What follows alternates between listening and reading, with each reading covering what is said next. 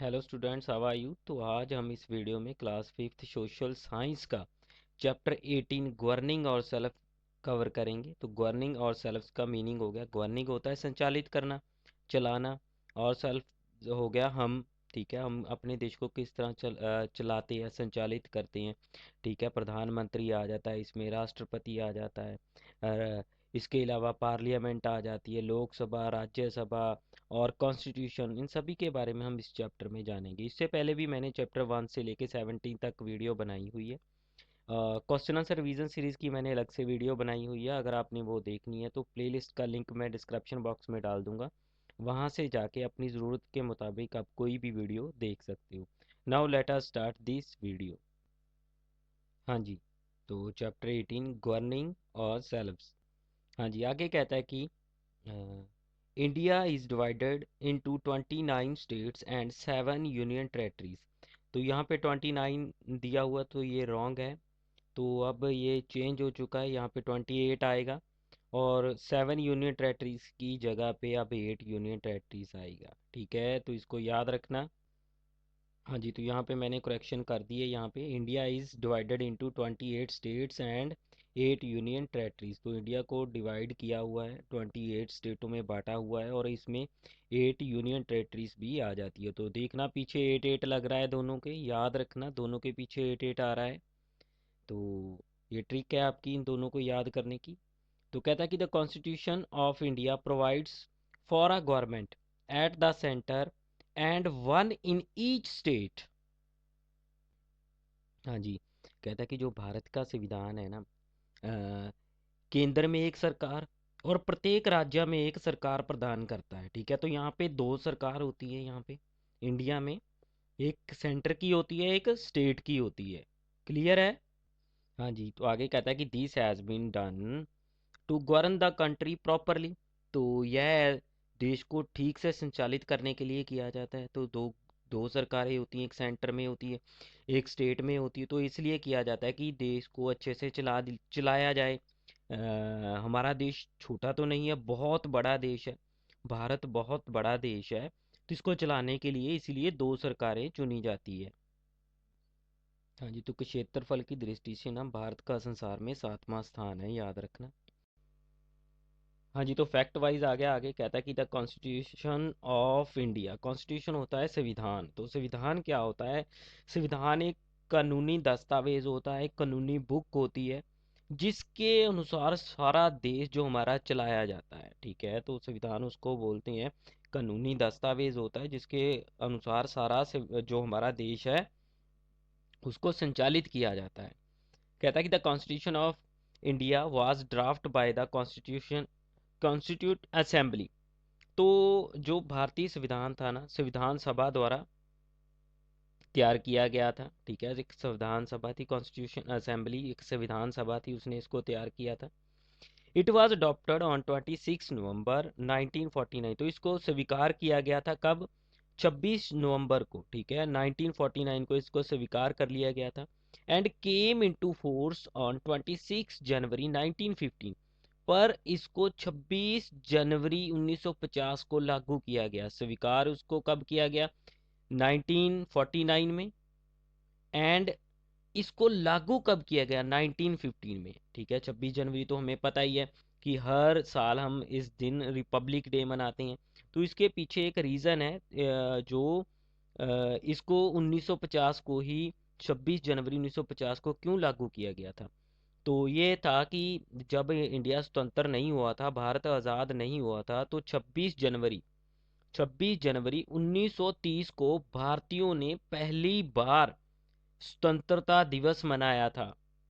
भारतीयों ने पहली बार 26 जनवरी 1930 को स्वतंत्रता दिवस मनाया था।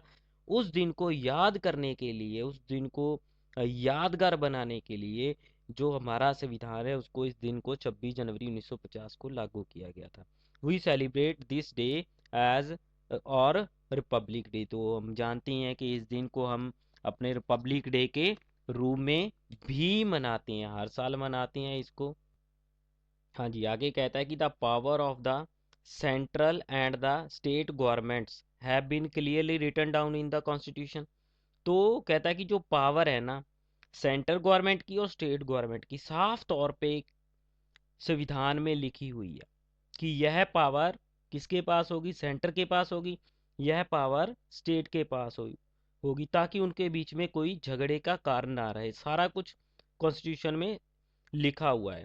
कहता है कि फॉर एग्जाम्पल, उदाहरण दी हुई है, defending the country in the responsibility of, defending the country is the responsibility of the central government, while the maintaining law and order within a state is the duty of the state government। तो कहता है कि defend करना, ठीक है, बाहर वाला कोई आक्रमण हमारे पे करता है, ठीक है, बाहरी सुरक्षा करना हमारे देश की, तो ये किसकी जिम्मेदारी होती है, सेंट्रल गवर्नमेंट की होती है।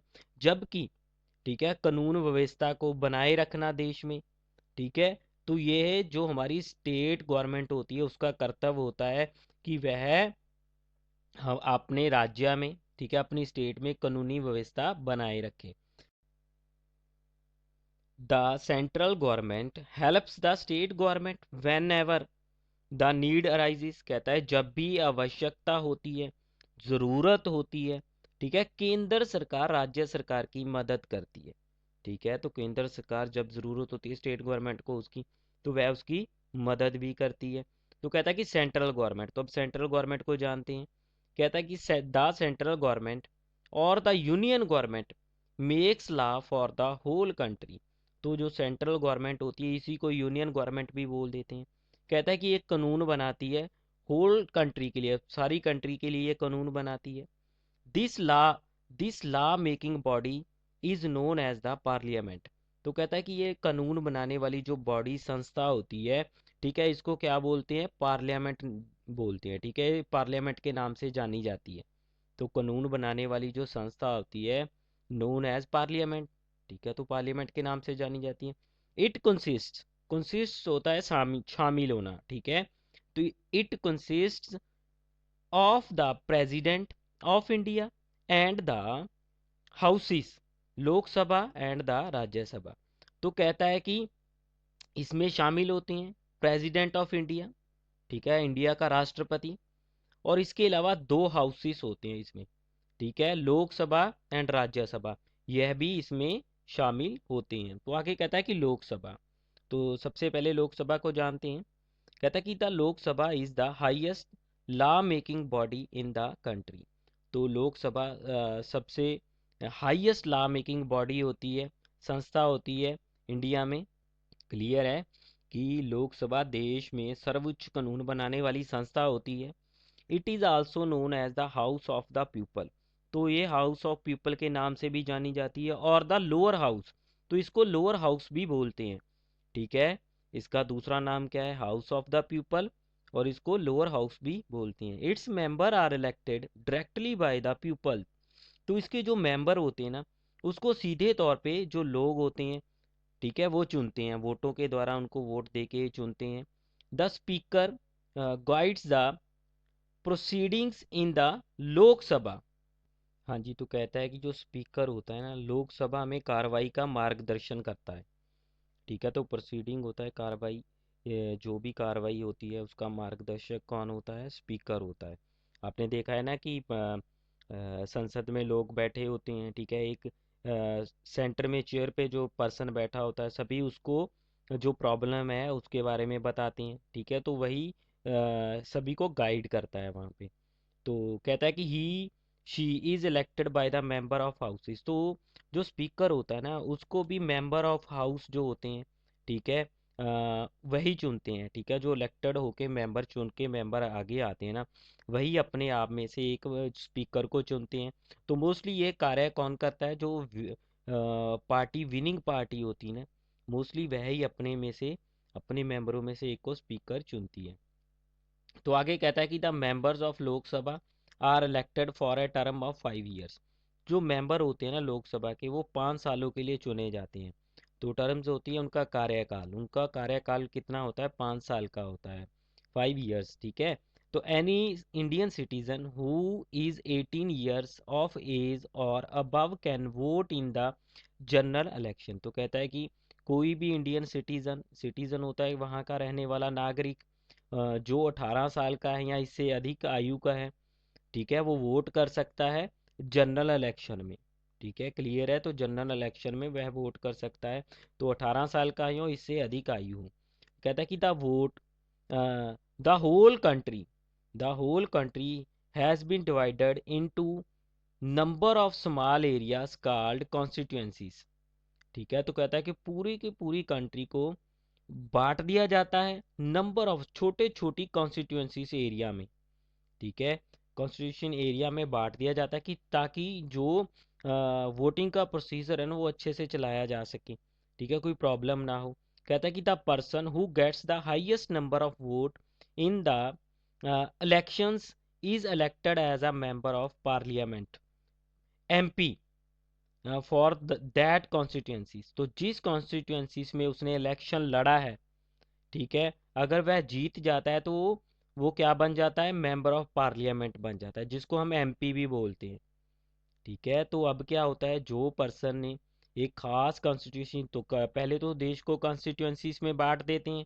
ठीक है, छोटे छोटे एरिया में बांट देते हैं, तो वहाँ पे उस एरिया में इलेक्शन होता है। ठीक है, तो जो व्यक्ति उस एरिया में इलेक्शन में जीत जाता है तो वो एमपी बन जाता है, मेंबर ऑफ पार्लियामेंट बन जाता है। द लोक सभा can have a maximum of 552 members. तो कहता है कि जो लोकसभा में अधिकतम मेंबर हो सकते हैं कितने, 552 मेंबर्स। ठीक है, तो इतने मेंबर, ज़्यादा से ज़्यादा इतने मेंबर हो सकते हैं इसमें, लोकसभा में। तो आगे कहता है कि the parliament of India is in new Delhi. तो कहता है जो पार्लियामेंट ऑफ इंडिया है ना, ये न्यू दिल्ली में है। हाँ जी, कहता है कि the building was designed by sir Edwin Lutyens, इसको क्या बोलेंगे, Lutyens, and sir Herbert Baker. ठीक है, तो कहता है कि इस इमारत को सर एडविन ल्यूटियन और सर हर्बर्ट हर्बर्ट बेकर ने डिज़ाइन किया था। ठीक है, तो ये पिक्चर देख सकते हो। हाँ जी, क्लियर है ना, ये पिक्चर, ये पार्लियामेंट की पिक्चर है। हाँ जी, तो आगे आ गया राज्यसभा। कहता है कि the Rajya Sabha is the upper house तो ऑफ द पार्लियामेंट। तो पार्लियामेंट का अपर हाउस होता है राज्यसभा। ठीक है, पार्लियामेंट में क्या क्या आ जाते हैं, लोकसभा और राज्यसभा आती हैं। तो पार्लियामेंट का लोकसभा लोअर हाउस होता है और राज्यसभा इसका अपर हाउस होता है। क्लियर है, the Rajya Sabha is the upper house of a parliament. Its members are elected directly by the people. Its member are not elected. तो याद रखना यहाँ पे नॉट है। ठीक है, तो इसके जो मेंबर होते हैं डायरेक्टली लोगों के द्वारा नहीं चुने जाते। तो लोकसभा के मेंबर डायरेक्टली लोगों के द्वारा चुने जाते हैं, पर राज्यसभा के मेंबर जो होते हैं डायरेक्टली लोगों के द्वारा नहीं चुने जाते। याद रखना नॉट है यहाँ पे। ठीक है, तो members of the state legislative assemblies and union territories elect them. तो कहता है कि जो मेंबर होते हैं ना स्टेट लेजिस्लेटिव असेंबली के और यूनियन टेरेटरीज के, वो मिलके इनको चुनते हैं।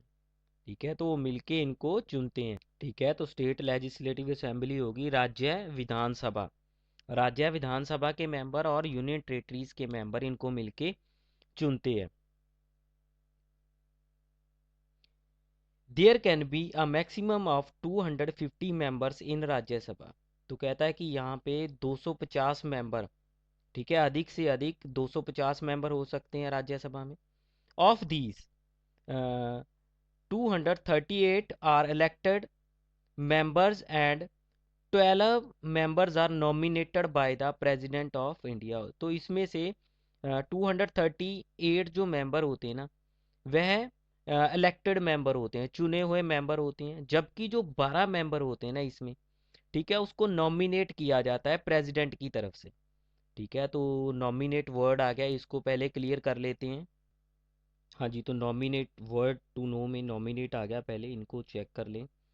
तो ये क्लियर होने ज़रूरी है, तभी हमारा जो चैप्टर क्लियर होगा। नॉमिनेट होता है नामजद करना। ठीक है, टू अपॉइंट टू है एन ऑफिस, तो कार्यकाल के में नियुक्त करना। पॉलिटिकल पार्टीज, तो पॉलिटिकल पार्टीज मोस्ट इंपॉर्टेंट है।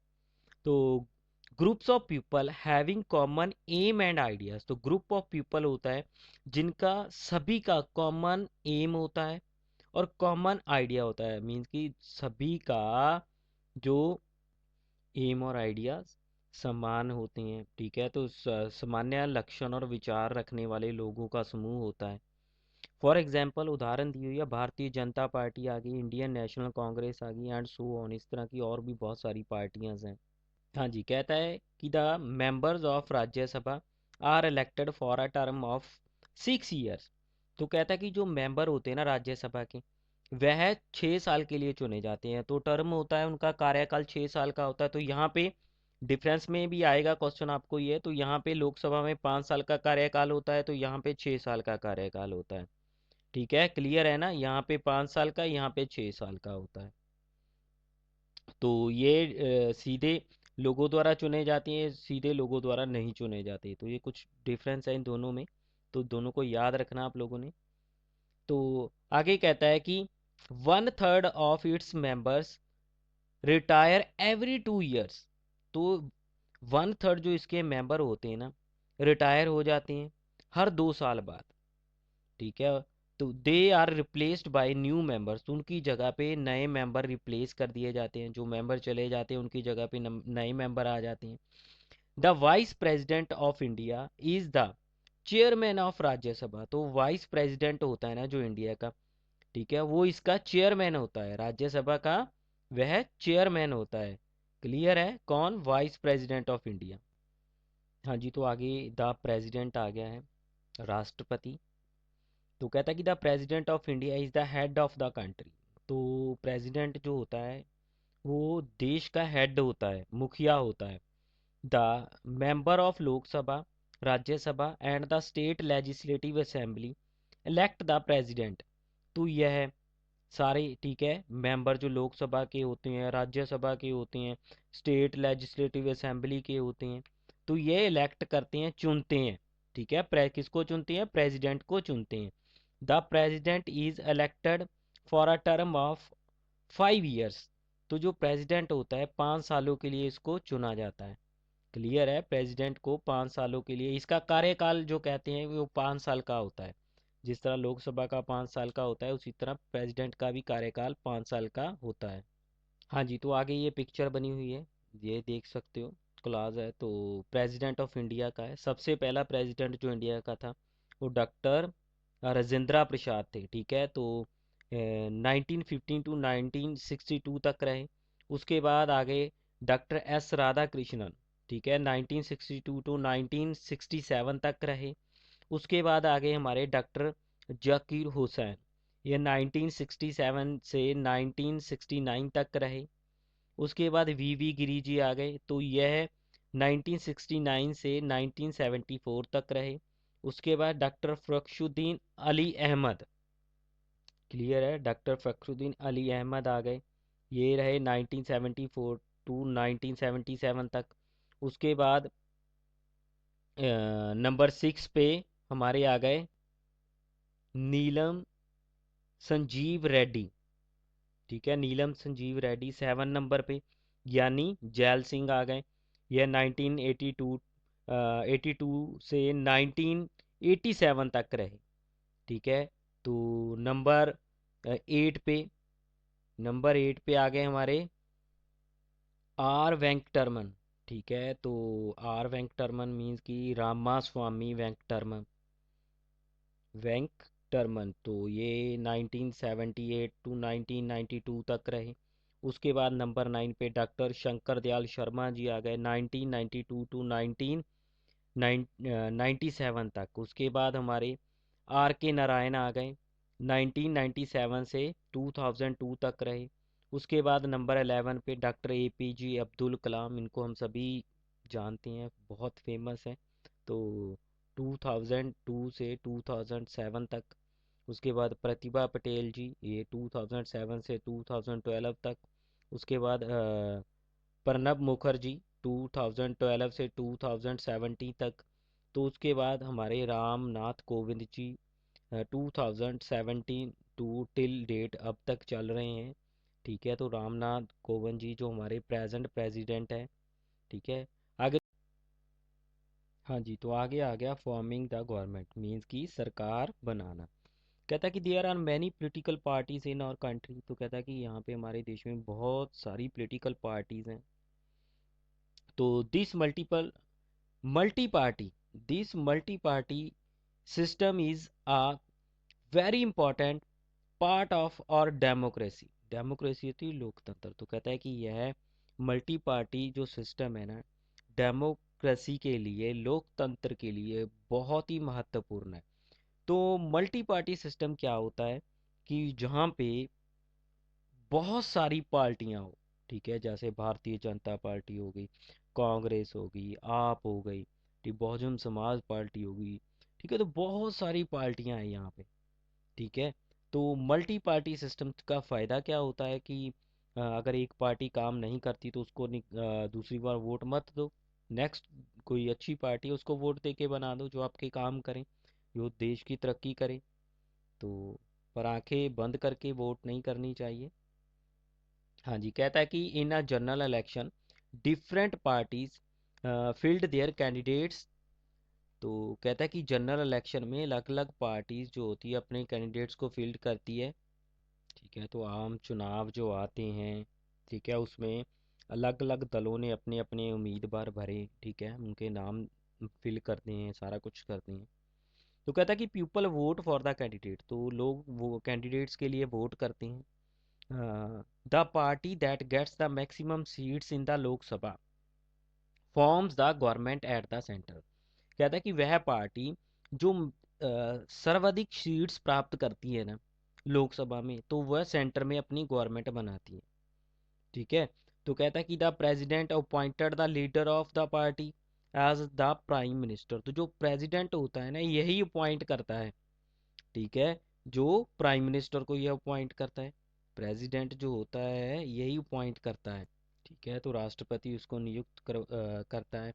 तो राष्ट्रपति उसको शपथ दिलवाता है। He or she then form the council of minister. इसके बाद वे काउंसिल ऑफ मिनिस्टर को बनाते हैं। मीन्स की काउंसिल ऑफ मिनिस्टर होती है जिसमें बहुत सारे मिनिस्टर होते हैं, अलग अलग विभाग दिए जाते हैं अलग अलग मिनिस्टर को। तो it consist of cabinet minister. इसमें कैबिनेट मिनिस्टर आ जाती हैं, ministers of state and deputy ministers आ जाती हैं इसमें, ठीक है। तो the minister must be member of the parliament. तो कहता है कि जो मिनिस्टर है ना वह मेंबर ऑफ पार्लियामेंट होने चाहिए, ठीक है, तो पार्लियामेंट के मेंबर होने चाहिए। हाँ जी, तो ये आगे चेक पॉइंट आ गया है। तो जो हमने अभी तक रीड किया है उसी में से हैं, ट्रू फॉल्स है, तो ये आपने खुद करनी है एक बार। तो आगे हमारा आ गया स्टेट गवर्नमेंट। तो स्टेट गवर्नमेंट के बारे में जान लेते हैं। हाँ जी, आगे कहता है कि every state has a legislative assembly. तो हर स्टेट में लेजिस्लेटिव असेंबली होती है। लेजिस्लेटिव असेंबली मीनिंग हो गया विधानसभा, ठीक है, Vidhan Sabha. It makes law for the state. तो ये स्टेट के लिए कानून बनाती है। जैसे सेंटर में कौन बनाती है, पार्लियामेंट बनाती है, ठीक है, पार्लियामेंट में कानून बनाए जाते हैं, ठीक है। लोकसभा राज्यसभा आ जाते हैं उसमें, ठीक है। तो लोकसभा सबसे उच्च होता है उसमें। तो यहाँ पे जो हमारी स्टेट में आ जाती है, यहाँ पे लेजिस्लेटिव असेंबली आ जाती हैं, ठीक है। तो विधानसभा जिसे बोल देते हैं। It make laws for the state. तो स्टेट के लिए यह कानून बनाती है, ठीक है। वो कंट्री के लिए बनाती हैं, पूरे जो स्टेट होती है, पर्टिकुलर स्टेट है उसके लिए बनाती हैं। कहता है कि the members of legislative assembly MLAs are elected by the people who are more than 18 years of age. तो कहता है कि जो मेंबर होते हैं ना, ठीक है, लेजिस्लेटिव असेंबली के, वे चुने जाते हैं लोगों द्वारा, ठीक है, जिनकी आयु जो 18 वर्ष से होती है या इससे अधिक होती है। तो हमने पहले भी ये देख ही लिया है। तो कहता है कि they are elected for a term of 5 years. तो ये 5 सालों के लिए चुने जाते हैं, ठीक है। कितने सालों के लिए, 5 सालों के। हाँ जी, आगे कहता है the governor is the head of a state. तो कहता है कि गवर्नर जो होता है स्टेट का हेड होता है। देखो याद रखना कि जो सेंट्रल गवर्नमेंट होती है ना वहाँ पे स्टेट का हेड कौन होता है, प्रेसिडेंट होता है। तो यहाँ पे स्टेट में गवर्नर हेड होता है, ठीक है। जो हमारे देश का पहला नागरिक जो होता है, जो हमारे देश का पहला नागरिक जो होता है वो कौन होता है? हमारा प्रेसिडेंट होता है, राष्ट्रपति होता है। तो यहाँ पे स्टेट का पहला नागरिक कौन होता है? वो गवर्नर होता है। क्लियर है? He or she is appointed by the president of India for a term of 5 year. तो इसको भी प्रेसिडेंट ऑफ इंडिया अपॉइंट करता है। ठीक है, इसको भी प्रेसिडेंट ऑफ इंडिया अपॉइंट करता है। कहता है कि आफ्टर द असेंबली इलेक्शन के बाद the governor invites the leader of the party that has got the maximum seats in the legislative assembly to form the government. तो इसमें अब देखो, सेंटर में कौन करता था? राष्ट्रपति करता था। जो राष्ट्रपति के कार्य है ना, यहाँ पे स्टेट में गवर्नर करता है। ठीक है, जो राष्ट्रपति सेंटर में करता है वही गवर्नर स्टेट में करता है। तो यहाँ पे जो गवर्नर होता है, जो विनिंग पार्टी होती है, जिसने ज़्यादा वोट प्राप्त की होती है, ठीक है, लेजिस्लेटिव असेंबली में, ठीक है, उनको क्या कहता है कि स्टेट गवर्नमेंट बनाने के लिए आमंत्रित करता है। विनिंग पार्टी के जो लीडर होते हैं उनको इनवाइट करता है गवर्नमेंट बनाने के लिए। The leaders of the majority party becomes the chief minister. तो यहाँ पे जो मेजोरिटी पार्टी का लीडर होता है ना, वह चीफ मिनिस्टर बनता है। तो सेंटर में कौन होता है? सेंटर में हमारा होता है प्राइम मिनिस्टर। तो स्टेट में हमारा चीफ मिनिस्टर होता है। तो सेम ही कार्य हैं, चीफ मिनिस्टर के स्टेट में होते हैं, प्राइम मिनिस्टर के सेंटर में होते हैं। क्लियर है? हाँ जी, आगे आ गया द जुडिशरी। तो जुडिशरीज होता है न्यायपालिका। ठीक है, जुडिशरीज होता है न्यायपालिका। ठीक है। The constitution of India provides for the constitution of India provides for an independent judiciary. तो जो हमारा संविधान है उसने प्रदान की हुई है एक स्वतंत्र न्यायपालिका। ठीक है, जो न्यायपालिका होती है इसमें किसी का भी हस्तक्षेप नहीं होता। ना इसमें सेंट्रल गवर्नमेंट कर सकती है, ना स्टेट गवर्नमेंट कर सकती है। इसने अलग से, ठीक है, किसी का पक्षपात लिए बिना फैसला देना होता है। पर अब तो चेंजेस हो चुका है माहौल, न्यायपालिका भी प्रॉपर न्याय नहीं करती, प्रॉब्लम आ रही है यहाँ पे भी। हाँ जी, तो आगे कहता है कि the supreme court in new Delhi is the highest judicial body in our country. तो सुप्रीम कोर्ट जो होता है, जो दिल्ली में है, हाईएस्ट जुडिकल बॉडी है हमारे देश में, सबसे सर्वोच्च न्यायिक बॉडी जिसको बोल देते हैं, सर्वोच्च न्यायिक संस्था है। ठीक है, it gives the final judgement in any legal case. तो किसी भी लीगल केस में ये फाइनल जजमेंट देती है। ठीक है, तो there can be a maximum of 31 जजेस इन द सुप्रीम कोर्ट। तो कहता है कि यहाँ पे 31 जज हो सकते हैं मैक्सिमम, ज़्यादा से ज़्यादा। ठीक है, 31 जज हो सकते हैं सुप्रीम कोर्ट में। The highest judicial position is that of the chief justice. तो सबसे जो सुप्रीम पोजीशन होती है, ठीक है, सबसे बड़ी जो मुख्य पोजीशन होती है, तो वो कौन सी होती है? मुख्य न्यायाधीश की होती है। ठीक है, तो मुख्य न्यायाधीश होता है, ठीक है, उसकी होती है इसमें। The highest judicial position is the chief justice. तो ऑल द जजेस are appointed by the president of India. तो सभी को प्रेसिडेंट ऑफ इंडिया द्वारा अपॉइंट किया जाता है। The high court is the highest judicial body in a state. तो स्टेट में हाई कोर्ट होती है सबसे बड़ी न्यायिक बॉडी। कहता है कि there are also lower courts in every state. तो इसके अलावा लोअर कोर्ट भी होते हैं हर स्टेट में। Each district in the state has its on court. तो हर डिस्ट्रिक्ट में, स्टेट में अपना खुद के कोर्ट होते हैं। तो देखो, जिस देश में न्याय व्यवस्था फ्री होती है ना, वो देश तरक्की करता है। अगर न्याय व्यवस्था के ऊपर किसी तरह का सरकार का, ठीक है, या किसी और का हस्तक्षेप होने लग जाए तो वो देश अच्छे अच्छे से नहीं चलता। ठीक है, तो न्याय व्यवस्था और एक मीडिया जो है, ठीक है, वह निष्पक्ष रहनी चाहिए, तभी देश तरक्की करता है। हाँ जी। तो एक बार जल्दी से सारा कुछ रिवाइज कर लेते हैं। तो ये देखिए, तो हमारे देश में 28 स्टेट है। तो पहले ये भी एक स्टेट थी, तो 29 स्टेट थी। तो 29 स्टेट में ये निकाल दी गई, तो 28 स्टेट रह गई हमारे पास। क्लियर है? तो ये यूनियन टेरिटरीज बन गया। यहाँ पे देखो इस मैप में, तो ये अब यूनियन टेरिटरीज बन गया है। तो लद्दाख और जम्मू एंड कश्मीर, लद्दाख की कैपिटल जो है लेह है, और जम्मू एंड कश्मीर की श्रीनगर और जम्मू है। एक सर्दियों की, एक गर्मियों की। ठीक है। तो उसके बाद हमारी पहले 7 यूनियन टेरेटरी थी। 7 यूनियन टेरेटरी थी, तो 2 इसमें ये मिक्स करने के बाद 2 इसमें नई ऐड कर देते, तो 9 होनी चाहिए थी ना यूनियन टेरेटरी। तो 9 की बजाय 8 क्यों रह गई है? 7 तो ऑलरेडी पहले थी। ठीक है, तो अब 9 होनी चाहिए थी। तो 9 क्यों नहीं हुई? तो ये मैं रीज़न बता रहा हूँ आपको। तो क्या था कि यहाँ पे देखिए, दादरा और नागरा हवेली पहले अलग अलग थे। ठीक है, इन दोनों को मिला के एक कर दिया गया। अब दादरा और नागरा हवेली जो थी ना, इनको दोनों को मिला के एक कर दिया गया। इसीलिए अब हमारी जो प्रेजेंट जो यूनियन टेरेटरीज है वो 8 रह गई है। ठीक है, 7 से एक निकल गई और 2 नई ऐड हो गई, तो 8 हो गई। तो 29 स्टेट थी हमारी पहले। ठीक है, तो अब वह कितनी हो गई? 28 हो गई, एक निकाल दी। तो ये हमारी आ गई पार्लियामेंट। ठीक है, तो पार्लियामेंट में क्या क्या शामिल होता है? ठीक है, इस पार्लियामेंट में हमारा प्रेसिडेंट आ गया, लोकसभा और राज्यसभा आ जाते हैं। ठीक है, तो ये हमारे करंट प्रेसिडेंट है, श्री रामनाथ कोविंद जी हैं। तो ये मिलके सारा मिलके हमारा देश चलाते हैं, लोकसभा, राज्यसभा, प्रेसिडेंट हो गया। हाँ जी, तो आगे ये बैक एक्सरसाइज आ गई है, ये आपने खुद करनी है।